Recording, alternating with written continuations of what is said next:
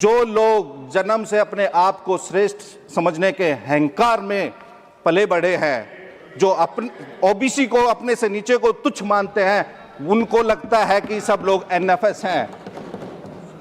अगर ओबीसी इस देश का हर दूसरा आदमी आपको एनएफएस लगता है तो आप उसको अपने बराबर लाने के लिए क्या कर रही है, आपको इसमें मेंशन करना चाहिए। अगर हम इन वर्गों की बात करते हैं तो हम जातिवादी, और इन जो वर्गों का हक खाते हैं वो राष्ट्रवादी।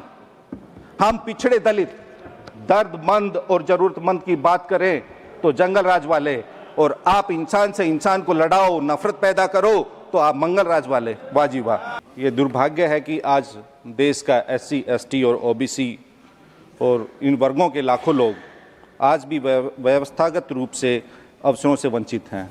इस सरकार में ओबीसी की मौजूदगी भाषणों में तो खूब बढ़ाई गई है, लेकिन उनके हक अधिकार के पटल पर चौगुनी घटाई गई कि है, जिसमें नाम सामाजिक न्याय का लेकिन काम सामाजिक अन्याय का।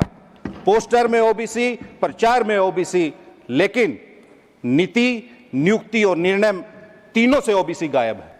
क्या इस देश के सचिवालयों में, क्या इस देश के विश्वविद्यालयों में, क्या इस देश के आयोगों में, क्या इस देश के सार्वजनिक उपकरणों में ओबीसी निर्णायक पदों पर है? अगर नहीं है तो ये हम सबों के लिए एक सामूहिक मंथन, चिंतन और मनन का विषय है कि आजादी के 78 साल बाद भी। श्रीमान संजय यादव जी, 6 मिनट। धन्यवाद उपसभापति महोदय। महामहिम राष्ट्रपति के धन्यवाद प्रस्ताव के विरोध में बोलने के लिए मैं खड़ा हुआ हूं।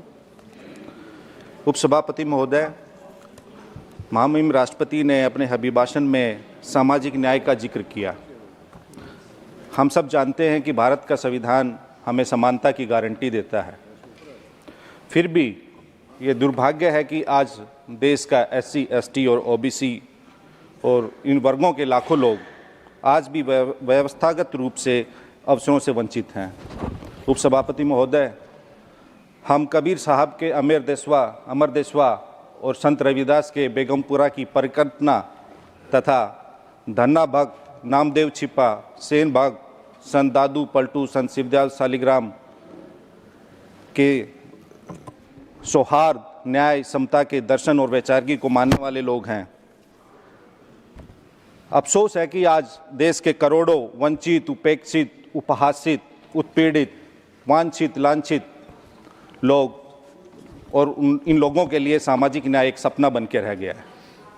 आज शोषक और शासक दोनों ही सामाजिक न्याय की बातें कर रहे हैं, सामाजिक न्याय की भाषा का प्रयोग कर रहे हैं। शासक सामाजिक न्याय की बातें अपने विशेषाधिकारों और अपने हितों की रक्षा के लिए कर रहे हैं, न कि वंचित वर्गों के उत्थान के लिए। पिछड़े और हाशिए पर रहने वाले लोग आज भी समान पहुंच, सम्मान और समान अवसरों की प्रतीक्षा कर रहे हैं।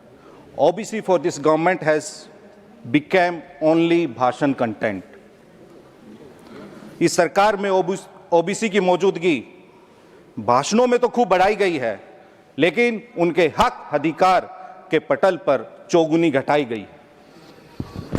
इस सरकार की नीति और व्यवहार में भारी अंतर है। ओबीसी को लेकर इनकी कथनी और करनी में जमीन आसमान का अंतर है।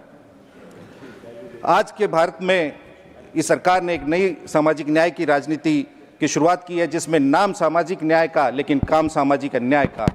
पोस्टर में ओबीसी, प्रचार में ओबीसी, लेकिन नीति, नियुक्ति और निर्णय तीनों से ओबीसी गायब है। महोदय, इस देश की आबादी का 60% लगभग ओबीसी है। क्या ओबीसी के साथ सच में इंसाफ हो रहा है? ओबीसी आधे से ज्यादा फिर भी अपना हक नहीं पाता। इस देश का हर दूसरा आदमी ओबीसी है, लेकिन क्या यहां बैठा हुआ हर दूसरा व्यक्ति ओबीसी है? क्या इस देश के सचिवालयों में, क्या इस देश के विश्वविद्यालयों में, क्या इस देश के आयोगों में, क्या इस देश के सार्वजनिक उपकरणों में ओबीसी निर्णायक पदों पर है?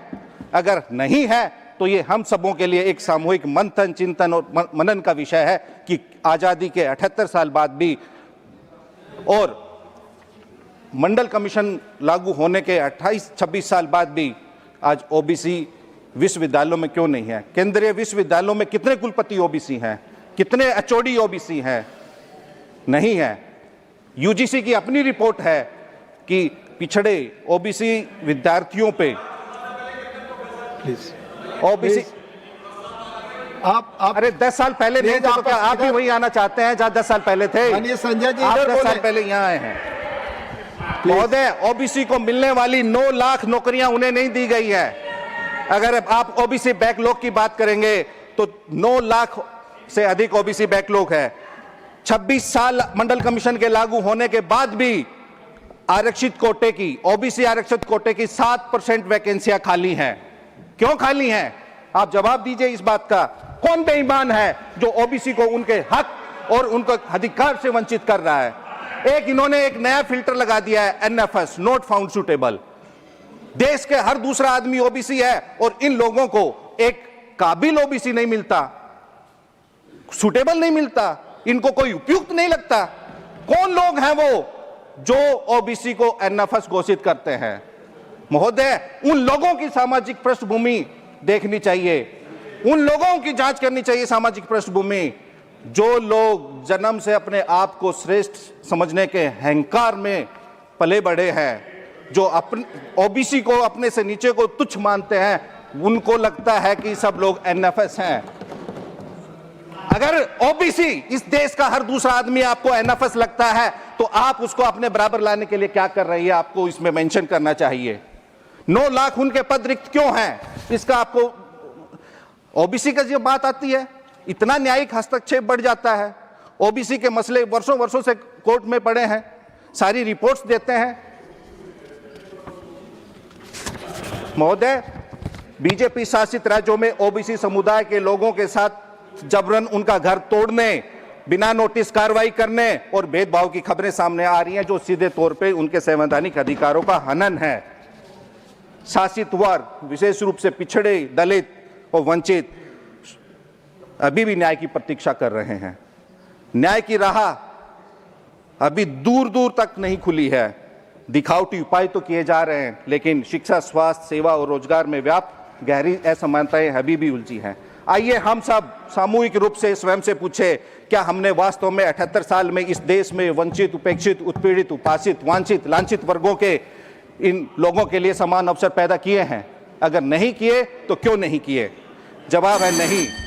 हम अगर इनकी बात कर, महोदय मैं अपनी बात खत्म कर रहा हूं, अगर हम इन वर्गों की बात करते हैं तो हम जातिवादी, और इन जो वर्गों का हक खाते हैं वो राष्ट्रवादी।